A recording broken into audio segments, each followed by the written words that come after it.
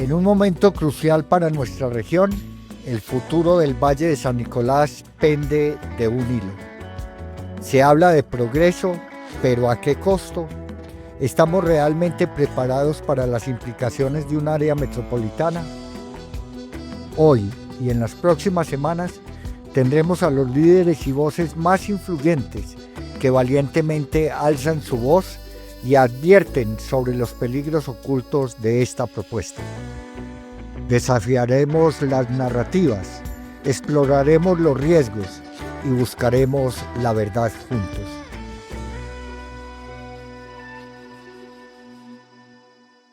Hoy en esta maratón de voces ciudadanas que pretende argumentos para que todas las personas que nos vean sean conscientes de lo que están proponiendo desde los políticos, desde los urbanizadores con un área metropolitana, está con nosotros el representante legal del Movimiento Cívico del Oriente Antioqueño, Carlos Ruiz. Carlos, bienvenido a esta maratón de voces ciudadanas. Muchas gracias, Oscar, por la invitación y aquí atento a sus preguntas. No, la primera es que piense usted de ese embeleco que lo que está escondiendo es un negocio multimillonario de urbanizadores y convertirnos esta zona hermosa, hoy todavía verde, buen vividero, que es el altiplano del Oriente Antioqueño en un área metropolitana.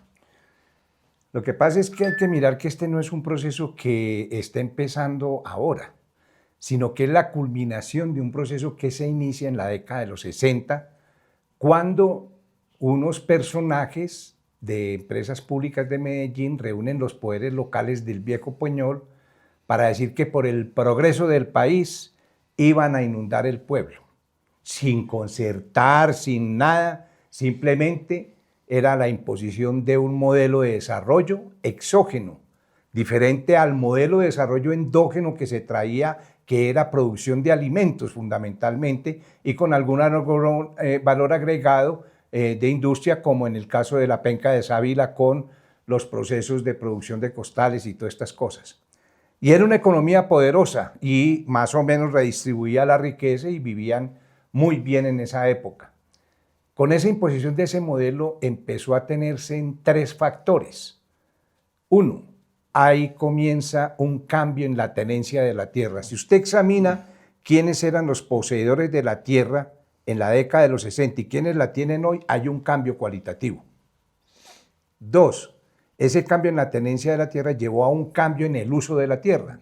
Se pasó de producción de alimentos a producir energía, la autopista Medellín-Bogotá, el triángulo industrial José María Córdoba, ubicado entre Guarne, Marinilla y Río Negro.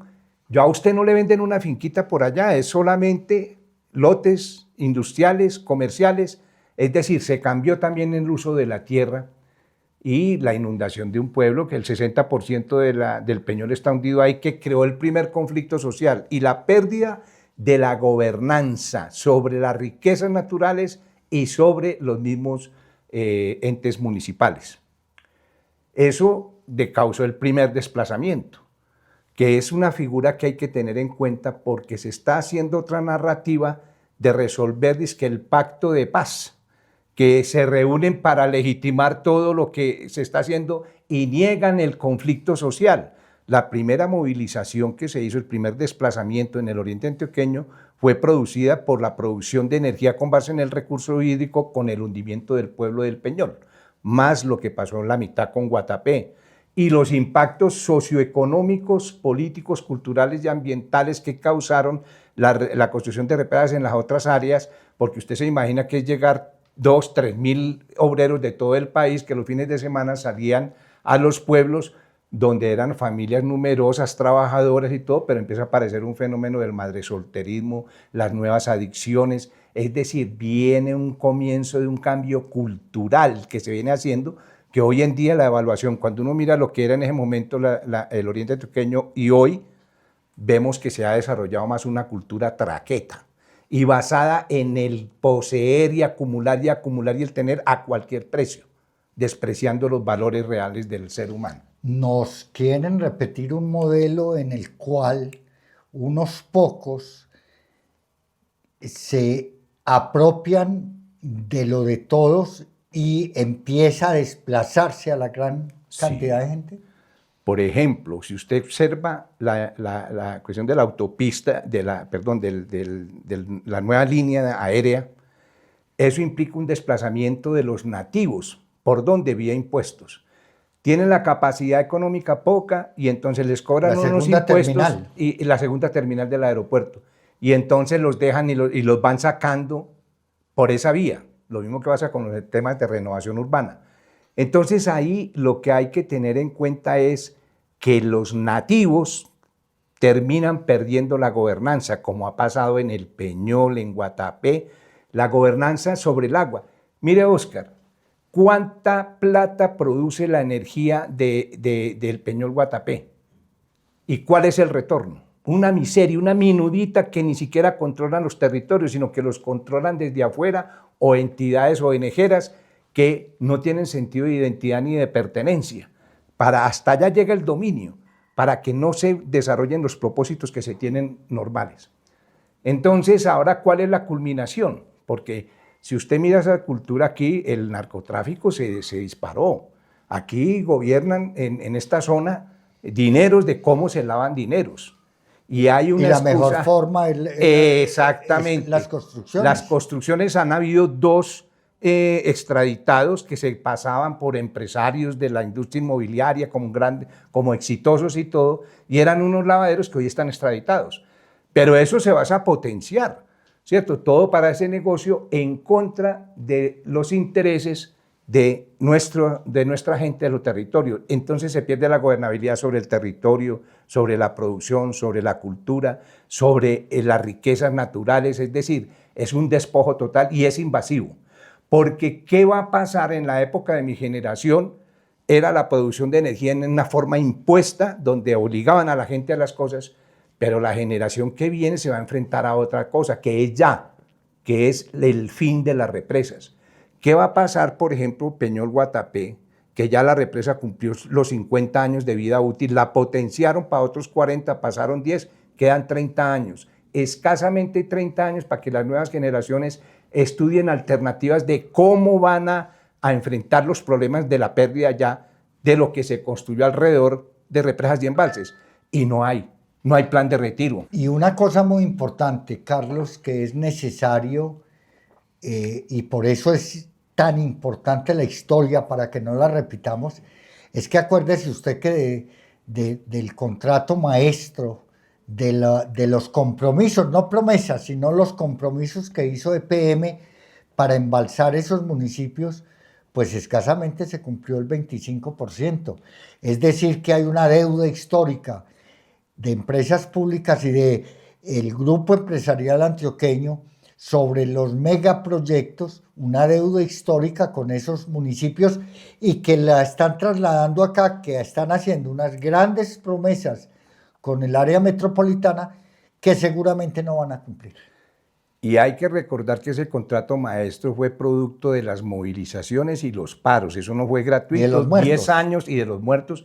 Eso fueron 10 años de lucha. Se firmó en 1969 y solamente se comenzó a cumplir en 1978. Y no cumplieron con todo, sino con ese 25% que usted dice. Entonces, esa es la política. Hay una cosa que va a ser, y es que ya la sociedad está tan dominada que no alcanza a comprender, y de ahí la importancia de que los currículos de educación superior debieran de tener en cuenta la historia nuestra, porque no se está formando a la gente. Voy a contarle una cosa. Cuando se cumplieron los 50 años del contrato maestro, yo le propuse al padre Pacho que hiciéramos un foro para trabajar el tema. A ese foro asistieron cerca de 100 personas que eran lo graneadito, pues lo importante, el factor pensante del pueblo, los concejales, algunos comerciantes, etc. Y después de que vino la intervención del padre Pacho, antes de yo intervenir, les hice una pregunta. Les pregunté cerca de que si habían leído el contrato maestro los que estaban ahí, que levantaran la mano. que fueran honestos y que los que la leyeron de verdad la levantaron 5.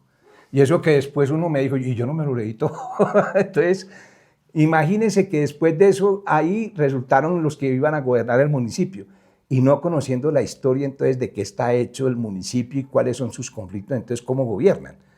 Lo que da como resultado el análisis es que no gobiernan, los gobiernan desde afuera. No, y por eso han hecho escondidas, a puerta cerrada, en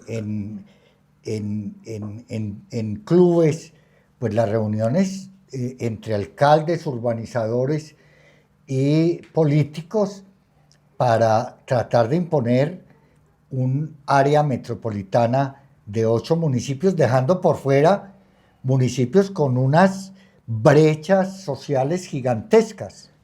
Es que esa propuesta es descuartizar el oriente. O sea, los municipios de la periferia nunca van a lograr su desarrollo con esa área metropolitana, los descartan. Y a los que están así pierden la gobernabilidad. Por ejemplo, aquí en el Carmen de Viboral, cuando ya empiecen esas construcciones que ya están exageradas y les empiece a faltar el agua, que Río Negro ya no tiene cómo satisfacer las necesidades del agua actual, entonces, ¿qué van a hacer? Como es área metropolitana, el área metropolitana decide sobre la gobernanza del municipio. Y entonces el que está gobernando en el centro, ¿para quién gobierna? Para los sectores económicos del sector inmobiliario. Entonces, todo eso está hecho para facilitarle todo, y la plusvalía, que ese es otro factor. ¿Cuánto pagan de la plusvalía todos estos constructores? Si usted hiciera unas cuentas, alguien por ahí hizo una investigación una vez de La Ceja y de Río Negro, y tendría 10 veces más presupuesto si pagaran la plusvalía, que es la que genera toda la riqueza para los constructores, que no pagan un solo peso. ¿Y qué piensa usted, Carlos, de que sea una familia hegemónica política, Quintero, Cardona, los que estén detrás de este embeleco por 30 años, además, porque no es la primera vez que lo proponen? Sí, pero ellos son fichas. Ellos no son los propietarios que tengan la capacidad económica. Es decir, si usted revisa los antecedentes de dónde vienen los Quintero, son personas que eran humildes. El papá del abuelo de Quintero creo que era carnicero. Es decir, no son los grandes potentados económicos que están planificando cómo extraer riqueza, ¿cierto? Cómo obtener renta, no cómo volver riqueza a través de la producción. Pero quieren las migajas, que es mantenerlos en el poder, sí, para seguir presentándose en cuando hacen los puentes. Hacen su papel, pero es que usted, mire, tomamos la experiencia de la reforma laboral. Si usted mira los 9 que negaron la reforma laboral, claro, no son personas en sí que estén llenos de empresas y todo. Son alfiles que son financiados. Lo mismo pasa con la reforma a la salud. ¿Cuántos, inclusive violando la Constitución Nacional, porque hay EPS del orden internacional que financiaron campañas cuando eso está prohibido? Y esos son los que niegan la cuestión. O sea, son fichas que se ponen ahí para que estén al servicio de esos intereses que además muchas veces no son tan claros, son oscuros.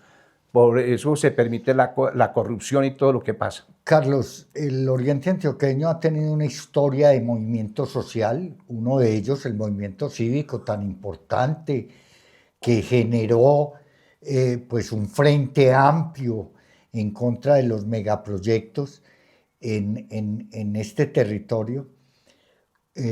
¿Usted cree que hoy es necesario revivir ese movimiento social para que esté en contra de propuestas como el AMO?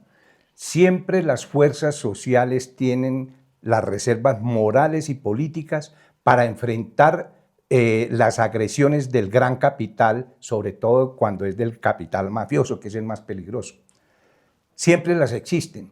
Lo que pasa es que han habido, cuando usted revisa, y yo lo decía en una charla, decía, ¿a quién le sirvieron los 16.000 muertos del Oriente Antioqueño? ¿A quiénes le sirvieron los más de 2.000 desaparecidos? Eso no es una cuestión abstracta de que murieron porque sí. Eso fue una decisión política para que el modelo de desarrollo que se quería imponer en el Oriente se pudiera poner. Y la decisión... Y que culmina con un área. Exacto, eso sigue ahí. Y la decisión de acabar con las fuerzas civiles que estaban enfrentando ese modelo que desconocía de los derechos territoriales y los derechos humanos, tomaron una decisión política de acabar con el movimiento cívico. 242 muertos documentados. Y en ese sentido crearon un escenario de miedo, que esa es la forma en que imponen el modelo. Eso es lo que están haciendo a nivel internacional también, producir miedo para que la gente no se defienda, no se organice, no luche. Por eso hay que luchar contra el miedo. Y eso solo lo puede combatir una cosa: el amor por las causas de la familia, de los principios de la vida, de cómo vivir dignamente, y no en un escenario prácticamente de ocupación por medios invisibles. Es que acuerde que también hay otras cosas que hay que mirar ahí. ¿Por qué tomaron la decisión de reestructurar el aparato militar ilegal? ¿Cuál era la intención o cuál es la intención? ¿Sí? Es decir, en este momento de la coyuntura han caído jefes militares de ellos, han caído, pero la decisión política de reorganizar el aparato militar ilegal, que ya no cuenta con la institucionalidad militar, sí, hay algunos alcaldes, algunas cosas que hacen por ahí, pero ya no pueden entonces, pero la decisión está tomada de reorganizar ese aparato militar ilegal.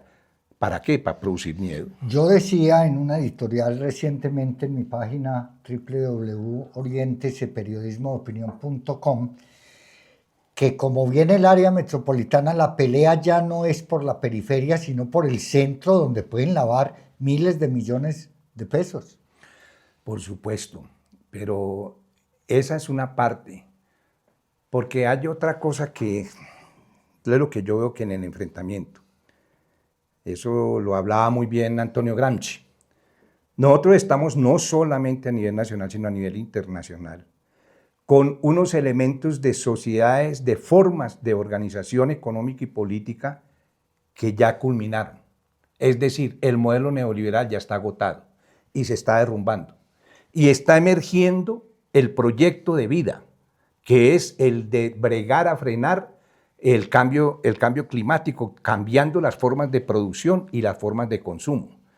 Pero como decía Antonio Gramsci, esa sociedad que está en derrumbe y que está cayendo, y la sociedad que está apareciendo y está sufriendo, aparecen los monstruos. Aquí ya están perdiendo los monstruos, pero a nivel internacional hay un monstruo muy grave, muy tenaz. Que lo pone el Papa Francisco, lo puso de una forma mucho más simple, el cuidado y la protección de la casa común. Exactamente, y además no solamente como científico, que aquí no lo han copiado, de crear la casa común explicando el cuidado que hay que tener, sino que fue más allá, porque recogió los saberes de lo que en estos días se va a hacer en el Amazonas, de las reflexiones que los obispos del Amazonas venían trayendo, y el Papa logró construir a través de un sínodo que hicieron con los grandes pensadores de la Iglesia, y construyeron el sínodo panamazónico, que es el que refleja cuáles son las causas de que la casa común se esté derrumbando. Entonces, tiene los dos elementos: el del sínodo panamazónico, que explica las causas y qué es lo que hay que hacer, donde encuentra el problema del agua, del Amazonas, la producción con base en los fósiles, cemento, carbón, petróleo y gas. Y entonces eso es lo que explica, porque entonces para el cuidado de la casa común, ¿cierto?, hay que tener en cuenta de cómo las causas que están dañando la casa común se eliminan. Y ahí es donde hay que transformar. Y para efectos de ponerlo en términos de lo local y en términos de esta propuesta que hacen, pues una de las enemigos de esa casa común, de esa casa que tenemos que cuidar todos, pues es las ansias de ganancia de unos pocos, que es lo que quieren sembrándonos una selva de cemento. El cambio climático es producto de la codicia y de la avaricia del ser humano. No les importa absolutamente el deterioro del ambiente, son capaces de por una ganancia de acabar con el planeta, no les importa si se van a morir o no. Por eso la opción no es la forma de producción que tenemos actualmente y de consumo. Usted hoy quiere la moto, mañana quiere el carro, lo quiere más lujoso, después quiere helicóptero, es ilimitado. La ambición entonces no tiene límites. Lo mismo que pasa con el codicioso, que le faltan los 100 pesitos para gustar y nunca tiene lo suficiente. Por ahí hay varios ejemplos. Entonces, lo que el llamado, ¿cuál es? El llamado es a que realmente preservemos la vida, no a través de la codicia, sino a través de la cooperación entre los seres humanos, a través del amor entre los seres humanos, no del odio, no de la venganza, y de imponer cosas para acumular. Y eso nos plantea que entonces sí es posible, Carlos, una juntanza de los 23 municipios para que no se cercene con un amo, con un área metropolitana, no se divida el territorio. Es una obligación moral y política de las ciudadanías pertenecientes al territorio defender el territorio y defender los derechos de la naturaleza. Y eso va a enfrentar ese modelo que se está imponiendo por argucias hasta ahora. No sé si llegarán a ser como hicieron con la cuestión de eliminar gente. Yo creo que esa parte ya les queda muy difícil. Están habiendo consecuencias que se están habiendo, pero de todas maneras sí se siente la imposición a nivel jurídico, político, con triquiñuelas, con todas las cosas que saben hacer ellos. Carlos, tengo muy poco tiempo para que usted, desde su historia como sobreviviente del movimiento cívico del Oriente Antioqueño, como el representante legal del movimiento cívico reconocido como víctima colectiva de este territorio, le diga a la gente por qué el 9 de noviembre debe decirle no al amo. Lo primero es que tenemos que preservar el interés local sobre la codicia externa. Y lo único que usted puede lograr realmente no es esperando a ver si va a llegar un Salvador o va a llegar el Superman que va a resolverle los problemas, no. Lo único que usted puede hacer es organizarse a través de procesos colectivos, la acción comunal, la cooperativa, el movimiento cívico, para enfrentar esos desafíos colectivamente. Si se quiere vivir en paz, con tranquilidad, con un ambiente sano y no codicioso, hay que ganárselo y construirlo, porque si no, nos imponen eso, si nos quedamos quietos nos lo imponen, y ya hemos visto cómo hemos vivido en este territorio con la violencia que se nos ha impuesto. Carlos Ruiz es el representante legal del movimiento cívico, un movimiento que fue exterminado precisamente por defender este territorio de esos macroproyectos que impusieron a escondidas de las comunidades y obligándolas a desplazarse otrora, y que igual están haciendo con este otro, que es la culminación de la intervención en este territorio, que es un área metropolitana, un amo que divide al oriente antioqueño y que lo que hace es generar muchas riquezas para muy pocas personas y una hegemonía política para quienes están detrás de esta propuesta y de este embeleco por más de 30 años, además, en este territorio. Y por eso decimos no al amo.